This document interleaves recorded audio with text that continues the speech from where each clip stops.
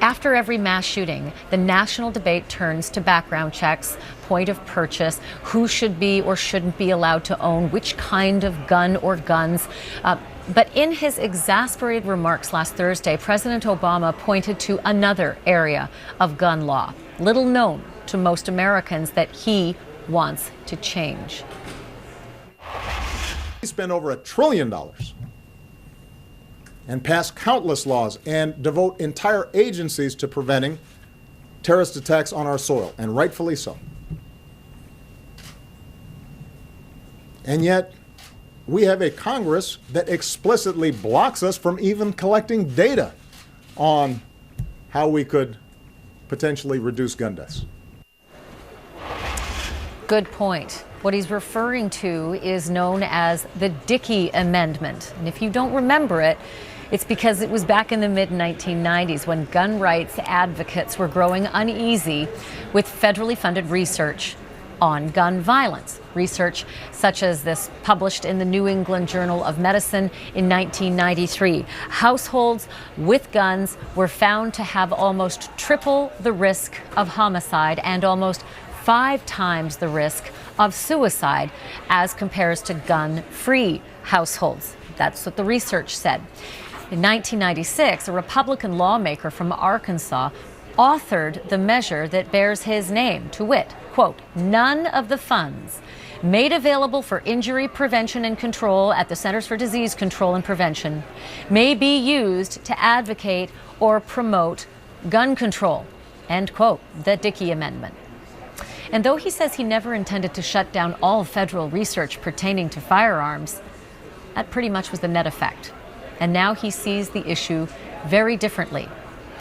His full name is Jay Dickey. He's now out of Congress, and he is also live with me right now. He is the former self-described NRA point person and now is a strong supporter of research into gun violence and how to prevent it. Mr. Dickey, thank you so much for being with me today. What changed? How did you have the change of heart? Well, I just think it's just the weight of all of the incidents that have occurred, and no one seems to be doing anything. No one seems to be stepping into the ring, and I just figured that maybe I could do it. I could bring some attention to it and then step out of the way and let them do the work. So when you were the point person for the NRA and when you spearheaded this legislation, why did you not think that the effect would be so far-reaching as to effectively paralyze those who at the CDC wanted to do any kind of research on gun injury? Well, you have to understand that what we were faced with were the facts of an investigation and research being done just to support gun control.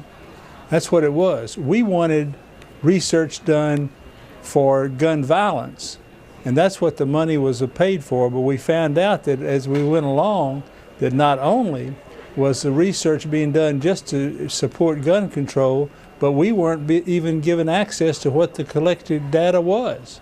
So it was clear that we needed to do something and to stop what was being done. My regret, and the thing I wish we had done, is to start right there and set up a new investigation, a new research arm, and have all this time that we have and money helping to solve the problem. So now I know you now feel that reopening the federal funding for research would sort of be the least objectionable move in a circumstance where we all feel like we're just wringing our hands over and over again every time these shootings happen. But again, Mr. Dickey, we constantly hear about the slippery slope. Those who are Second Amendment protectors say any kind of move that could have any kind of limitation or create any kind of limitation on gun ownership is that slippery slope. I guess my question for you is, what isn't a slippery slope today, in this age, where we're dealing with kids and grown-ups and hundreds of deaths? What isn't a slippery slope anymore in this fight? Well, all I can point to is what we see on our highways. We have barricades now, little fences, dividing our highways so that we will not have head-on collisions. Back in the early days of that thought, people said, well, no, we can't do that without eliminating cars or without restricting cars. That was all done.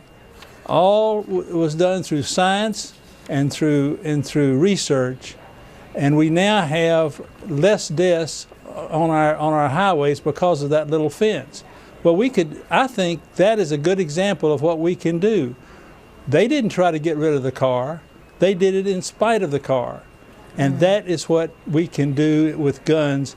And I know we can find a way, but we can't find a way just by pointing fingers at each other and trying to see what we have that is different. We have one thing that is concerned that in common, and that is that the kids and the innocent people who are being killed deserve our attention. They deserve better. You're absolutely right. Former Congressman Jay Dickey, thank you so much for being with us today. I really appreciate it. Thanks for having me, Ashleigh.